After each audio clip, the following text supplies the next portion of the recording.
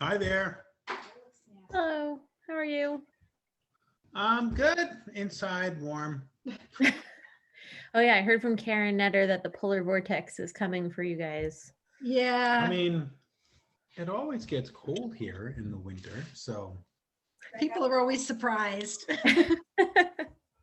That's true, but I remember when my husband was in school and we went to Ohio for a Shabbaton, it was a polar vortex. It was like, what year? It must have been like maybe 8 or 9 years ago. And it was like negative 15 degrees in Ohio.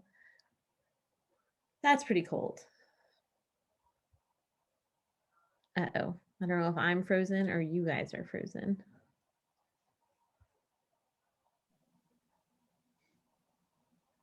Oh, there you are. I'm sort of here. Oh, there you are. I hope it wasn't me that got frozen. I don't know. I mean, it may be the weather on our end. We'll see what happens. The vortex hurt us.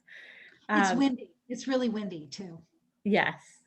I thought of you guys this week. Last week, Debbie and Dan and I were talking about how the carob was supposed to be the new chocolate on To Be Spot. And then the next day, my children received this PJ Library gift in the mail.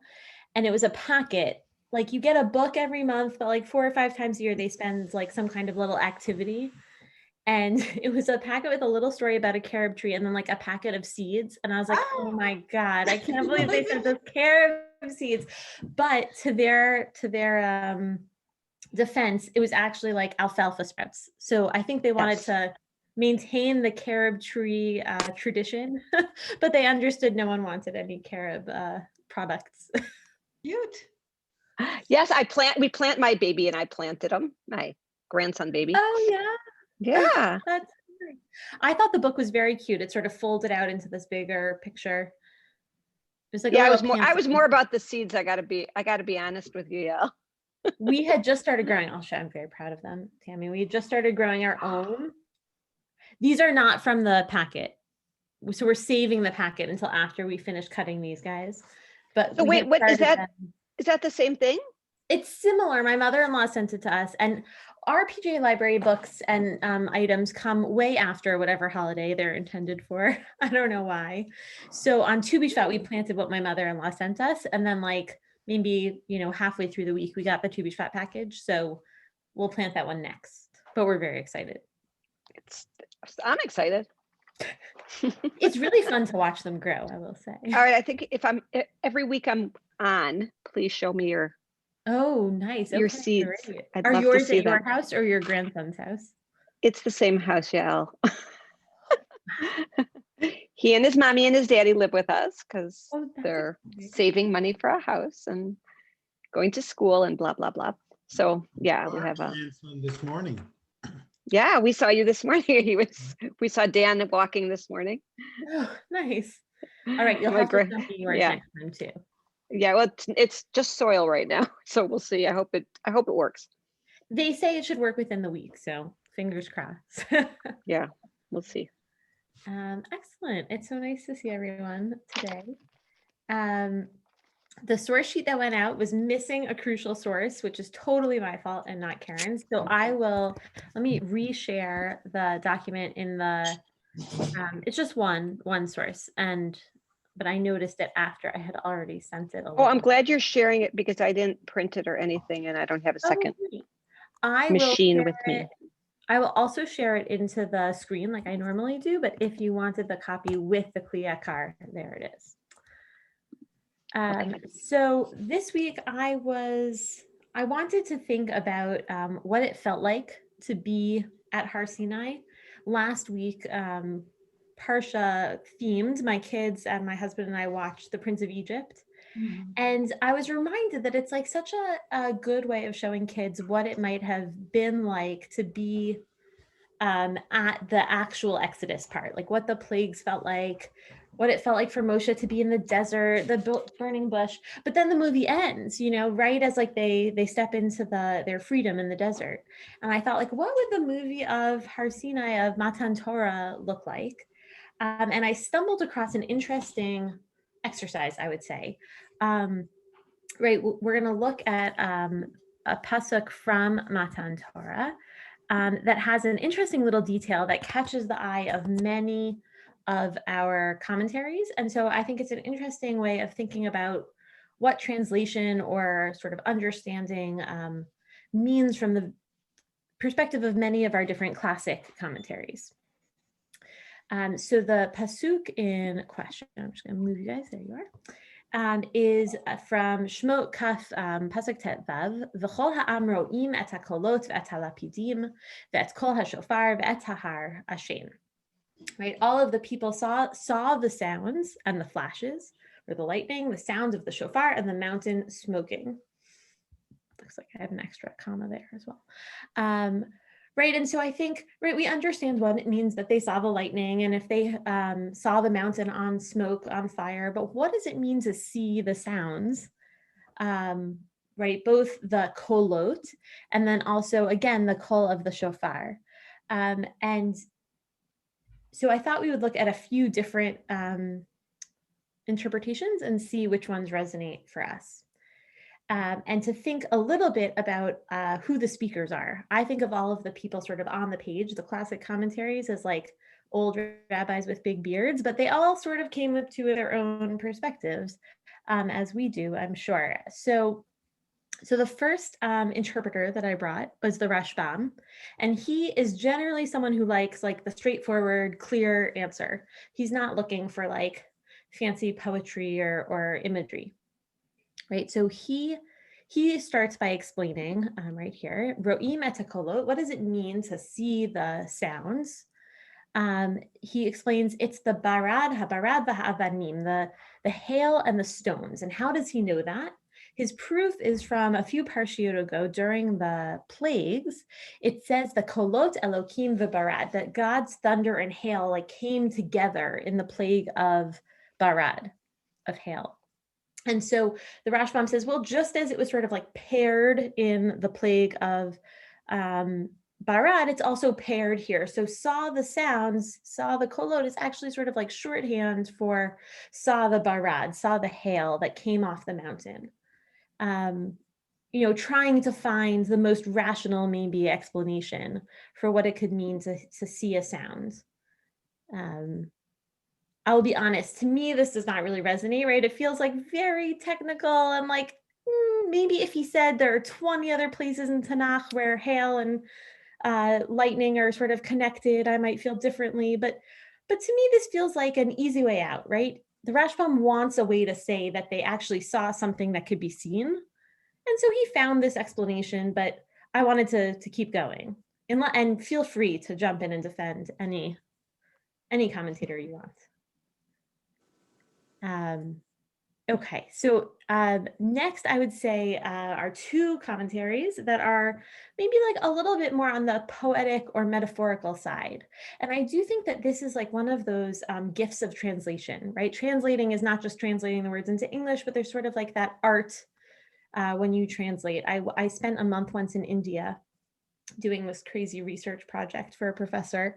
It was really a gift and a long story, but one of the things I was supposed to do was interview these women who spoke no English. And I had a translator who spoke a little bit of English. And so the women would tell these long stories and they would be crying. And then the woman would turn to me and say, like, it was hard for her in the field. She was very sad. And I was like, no, she said so many more things, right? Like translation is nuanced and it's hard. And so I think that the Sforno, who is a Italian Renaissance commentator, and Rabbeinu Bachia, who is a medieval Spanish commentator, both are interested in sort of the art of the translation. So the Sforno here, and both of them also bring psukim to sort of prove why they are translating the way they are. So the Sforno says, "Kamo v'libi ra'ah." He quotes a pasuk from Kohelet, and he says, this is like saying, my heart saw something. And what does that mean? Hitbonenu bi'inyan hakolot. They meditated on the ideas of the sounds, right? And so I think it would, right, when you say my heart saw its love, right? Your heart doesn't see anything and love not seeable, but we sort of understand that it means something, you know, a little bit more spiritual, a spiritual kind of seeing. And Rabbeinu Bachia is sort of on a similar act, as I understand it, right? He explains Re'iyah zo inyan hasaga, that seeing here means understanding. And his proof here is from way back in Bereshit, when it says that Yitzchak ra'a reach beni, he sees the scent of his son. I think this is a genius proof text because we say that Yitzchak was blind at that time, right? So he couldn't actually see anything with his eyeballs. And to see the scent of someone is sort of like seeing the sound, right? And he says it's kind of like how we say in English, like, oh, I see what you mean, right? We don't mean you physically see it. We mean I understand it, or I've meditated on it. I have to be honest, from like a sort of literal standpoint, I think that Rabbeinu Bachya like fits in the best, right? On some level, like they're trying to understand what's happening at Har Sinai, and that the Sforno is like a very beautiful idea, this idea of having to meditate, right? There was this big, grand thing happening, and it wasn't enough to see or hear or even like feel in the more traditional senses, but everyone really had to like turn their hearts to the thing that was happening. I would say from here, the Kli Yakar is going to depart in like a really radical way from any hope of a literal translation or interpretation, but in a really cool, beautiful way. So the Kli Yakar is from Prague, and he paints a beautiful picture. So this is not in the source sheet. I apologize, that got sent out, but it's too pretty to skip, so we inserted it here. He explains, "Shekol dibur v'dibur sheyetzeh mipi HaKadosh Baruch Hu," right? Every word that came out of God's mouth, miyad nitgashem oto dibur v'haya bo kol kach mamashut ad shehayu ro'in bi'iyur ba'avir kol ha'otiot parchot v'ki'ilu haya hakol katuv lifnehem. Right? This is almost as though we imagine that like the sky behind Har Sinai has become like a projector wall, right? And all of the words that came out of God's mouth, so all of the Aseret HaDibrot, have become projected across the sky, across the blank wall of the projector. Or maybe it's like a fire and light show where each word is written in fire, right? This is like a bold imagery, maybe you might say, right? And so to see the sounds means that like the sounds took on a physical form so that people could see them, maybe like even like a dramatic subtitling of the Aseret HaDibrot, because we know that traditionally Bnei Israel had a hard time listening to God's voice, whatever that means. Right, and Rabbi Akiva in the Mechilta also sort of explains, I didn't put this on the page, right, that Bnei Israel saw the words of fire that came out that were engraved on the tablets, right? So there's something dramatic going on which needs some kind of sight component, and this is what the Kli Yakar is imagining at this moment. And then the Rashi, which maybe I should have put first, is you have to love Rashi. Rashi is so terse, and I think he sort of just accepts things as they are. It doesn't bother him. He's able to hold the mystery and the miracle and like the reality in the same two hands, right? Because Rashi just says, Ro'ina tanishma. He's clear, right? They saw something that you normally can only see. She'i afshar lirot b'makom acher, that no one else is able to see again. And maybe what Rashi is explaining is that idea of synesthesia, right? And we know that there are some people for whom when they hear like a piece of music, they see the notes in different colors in front of their face. I am certainly not a neurologist, but it sounds like a beautiful and fascinating thing that might happen to you. But that's like a one person at a time kind of experience. And Rashi is saying like, look, this was Har Sinai. Things happen that don't happen every day. Like, that's okay. And I have to admire his ability to hold those two things together, because I think what drives many of these other commentaries to make it more about a metaphorical seeing is that we want to feel as though we too, right? It's a common idea that we all stood at Har Sinai, and we want to feel like we actually remember what that feels like to stand at Har Sinai. And if the experience was so unknowable, then it's hard to capture. And Rashi's saying like, look, it is hard to capture. It happened that way. So even with the Kli Yakar in here, I think so far we've sort of like spanned a normal range of interpretations. And then the Sfat Emet like propels us into what I would say is like a third dimension.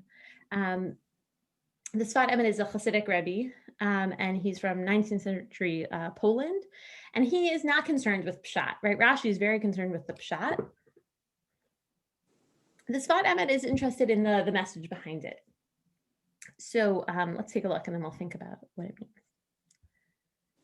So the Sfat Emet explains, right, that we still have to understand what the need is for the miracle. Mat tzarech b'nes hazeh. And I think that's a really interesting question, because if, like Rashi, and the Sfat Emet quotes Rashi at the beginning, you take it at its word that it's a miracle, the Sfat Emet is asking a good question, like why that one, right? Of all the miracles God could have performed at Har Sinai, what is the benefit of seeing something which is typically only heard? Why not make, I don't know, I'm sure everyone could come up with some interesting miracle that might have served a purpose at that point. And so the Sfat Emet has an answer. He says that seeing and hearing, right, Re'iyah u'shmiya, are two different experiences, one unlike the other. And each one has a ma'aleh, a benefit, and a chisaron, a deficit, a disadvantage. And I think we could take that in many directions. We'll go the Sfat Emet's way first, and then I'll tell you why I think he meant actually the exact opposite thing. And maybe you guys can weigh in. So the Sfat Emet explains here that the ki haro'eh mistakel davar hanir'eh b'shlimut kamo shehu b'li shinui. Right, that when you see something, you see exactly what it is. There's no sort of hiding the thing. You see the objective truth. Aval hashomea, but the listener, nishtaneh hakol b'hachnaso ba'aznav ve'eno mamash kefi hamashmiya. The Sfat Emet says hearing, the sound changes as it enters your ear, and it isn't exactly the same sound that was originally made. Right, and the like best analogy I could think of for myself was that when my husband and I watch TV on our third floor, and we hear like a scurrying noise. Like, was that a squirrel? And my husband's like, no, that was like a child running to look for us. I'm like, no, I think it was like a acorn falling down our roof, right? Like we can allow the sound to mean so many different things depending on our hopeful interpretations. But if we were sitting on the stairwell and we saw a child bolt by, we would know the scurrying sound was a child because our eyes like can't deceive us. Best I could do as a parent and thinking about what exactly that means. And so the Sfat Emet says that's the advantage of seeing, right? Seeing, you get to see the actual truth, capital T, right? So that's the chisaron, that's the disadvantage of hearing. What's the ma'aleh of hearing, the advantage? V'ashmiya yesh ma'aleh shemachnis hamashmiya b'kirbo mamash al yedei ha'ozen aval ha're'iyah hi mibachutz. Right, with hearing, there's this advantage that the sound enters inside of him through the ear, whereas the sight remains on the outside. So I would say, like, I think what the Sfat Emet might be saying is that seeing is the objective and hearing is the subjective. When the sound enters your body, it does its own thing, right? And I think maybe you could see that if you go to a concert or you watch a very skilled musician, right? That music or sound often it sort of enters people in a different way. Some people dance, some people sway, you might close your eyes. Again, you want to sort of cut off the objective for the subjective experience. And you get something different, right? And so is it possible that he's thinking just more physically? Like he has this idea that if you see a mountain that's a mile away, the mountain is a mile away, not that the light is hitting your eyes and it's inside your body. And if you hear thunder, the sound wave comes and goes into your ear like that and is really inside of you, comes into your body. Totally. Yes, I think, right. And I think that you are describing the physical of what I'm trying to say, like, what is the emotional impact of that thing, right? But I think you're 100% right, that the sound waves actually become like a part of you and the mountain stays actually really far away from you. Totally agree. I think that's what he's saying, is that the sight remains outside. The mountain's still over there, but the the music is inside your ear, Mhm. So even though from what a is the physical. ma'aleh of that? What's the advantage of the music being in your ear? Well, in this case, it's like you're incorporating the words of God into your body. Okay. And what's the ma'aleh of seeing the words or You seeing the see mountain? them exactly how they were really meant to be without interpretation. Without interpretation. So I think that's the piece that I was picking up on, right? Is that when the music or the sound enters you, you interpret it in some way that is somehow different from seeing the mountain from afar. Even though I would say, right, well, I think maybe what confuses me about this is that when I see a mountain and I describe it, it might sound different than if my husband saw the same mountain and described it, right? I might say, oh, there are pretty flowers on top, or he might say it's really big, or there are lots of rocks to climb, right? Or I might say it's small. My 2-year-old would say it's big. Isn't that subjective also? Well, no, I mean, you're describing the exact same thing in different ways, though. But we However, do see things differently. right. So the Sfat Emet is, I think he's just wrong about how light waves and sound waves work, right? You get, it's really hearing and seeing are no different in that way. They're just different types of waves that get to your brain and it gets interpreted. But I think even if right, a chair is a chair. It looks big to a 2-year-old and it looks small to Andre the Giant, but it still looks like a chair, however they describe it and what their perspective is. It's got an objective reality. Yeah. Yeah, I think that is what the Sfat Emet is saying, right? And you can see here, right, that it says that they saw the sounds without distortion, and they heard the sounds in such a way that it really entered into them.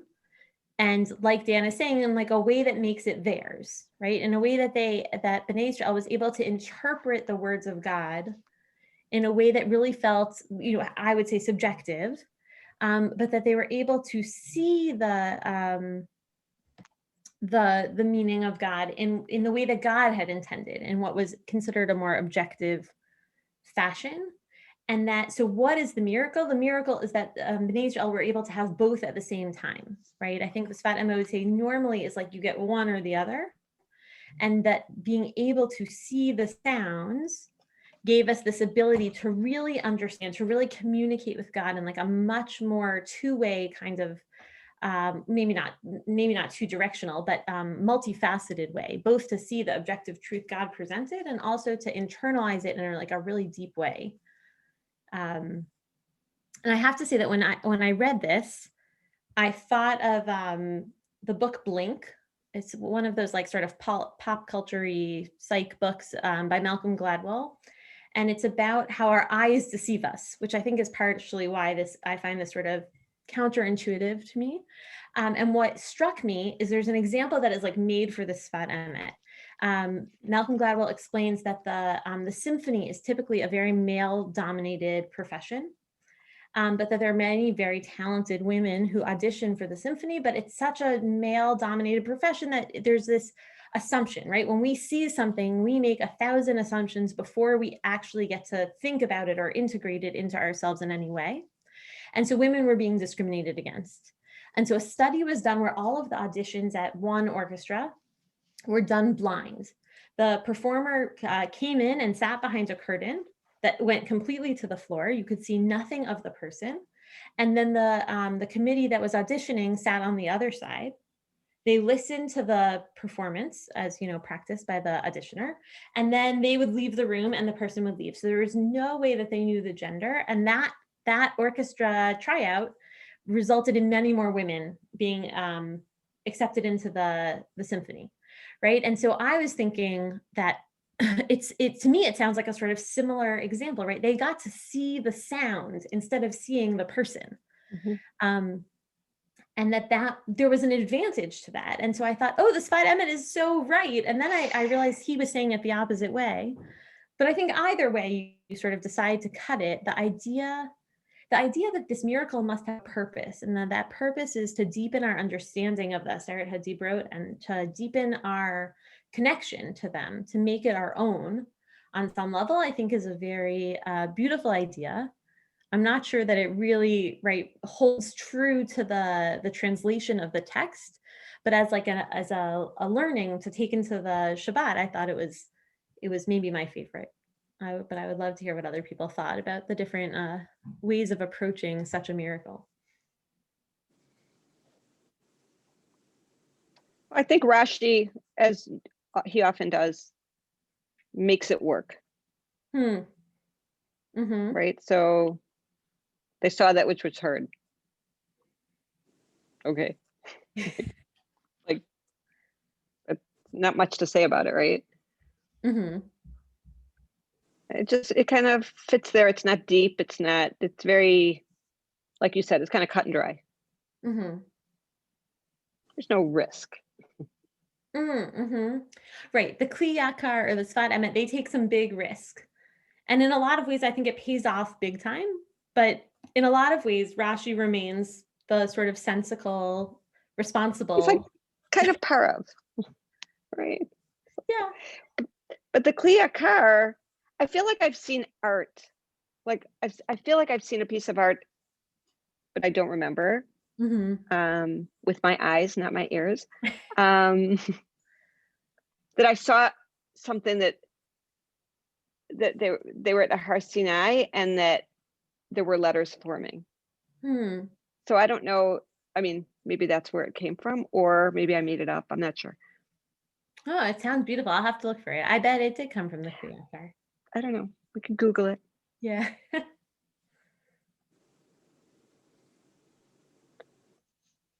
I think the Kli Yakar is beautiful.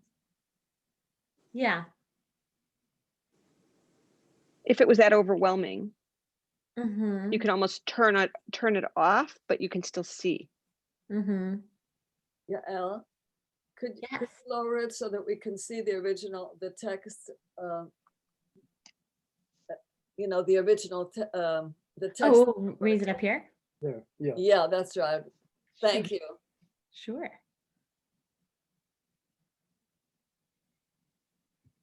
I guess I have a very, what shall I call it? Literal understand. It could be very literally and simply, maybe dumbly understood, that when you see lightning and hear thunder, it's as if the thunder is lightning. They blend together so that it's as if you're seeing the thunder as personified by the lightning. The two, you know what I'm saying? Mm-hmm. And so a very simplistic, for me, that would be a very simplistic reading with no symbolism at all. Yeah. But when I see lightning and it's thundering, it's as if the thunder is lightning or the lightning is thundering, they blend together. Mm-hmm. Right. And often you might say, I saw the lightning and thunder, because you saw the lightning and you heard the thunder. Definitely. Mm-hmm. Not very sophisticated, but no, I think there's something smooth about it. It's a nice reading in that way. And right. And then, so what you're saying is this was not a miracle, right? This was just a piece of the fire and lights and grandeur that was Matan Torah. Yeah. Yeah. You're almost like the anti-Rashi, right? Rashi is willing to take it at its word, and you're saying, let's take it at the other end of its word, that it's not possible to see that which is heard. And I think there's something very nice about that. It's a good read.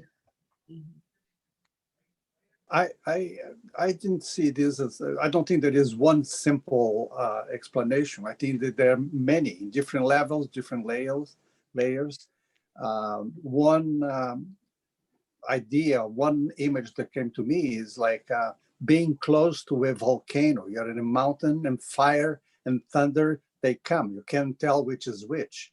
Overwhelms your senses. Your senses get all mixed up. You don't know what I saw, what I heard. And the answer is all of the above. And that was one idea, one thought that occurred to me. Another one is, I don't know if you saw the movie Fantasia, the classical Walt Disney. Sure. I think it's the few toccata that the orchestra plays, and you see this every sounds coming like it was in a fountain. You can tell what is the notes come out, and you see the sounds playing in front of you. That's there's like the letters of the Torah come, and each one represents one sound, one idea. So those are the two. I don't think that's the last one. I think there are much more that I cannot perceive. I love that, thinking of Matan Torah as like part of that Fantasia experience. That's beautiful. I think sometimes, and it doesn't come in here because the text doesn't mention it, but sometimes it's almost like you feel the thunder, right? Like in a big storm, when like it sort of feels like the ground shakes a little bit. And it's the same thing of like all your senses get sort of overwhelmed together. I agree. I think that those are nice images.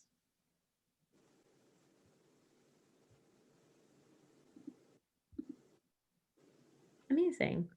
I think that what is nice about such a sort of, maybe I would say like not confusing, but something that gets flagged, is that there are so many different ways to look at it, and none of them are right or wrong.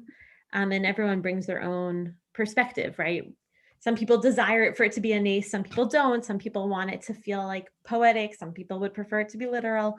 And there's like almost something for everyone in such a ambiguous, maybe is the right word, verse, and that is really what Matan Torah was about. You know, in some ways, I think that's what resonated most for me, is like, if the experience of Matan Torah was this big, ambiguous, confusing event where everyone probably walked away remembering a different piece of what was so exciting, that this is almost like a model for what that might have felt like as we try to imagine Matan Torah.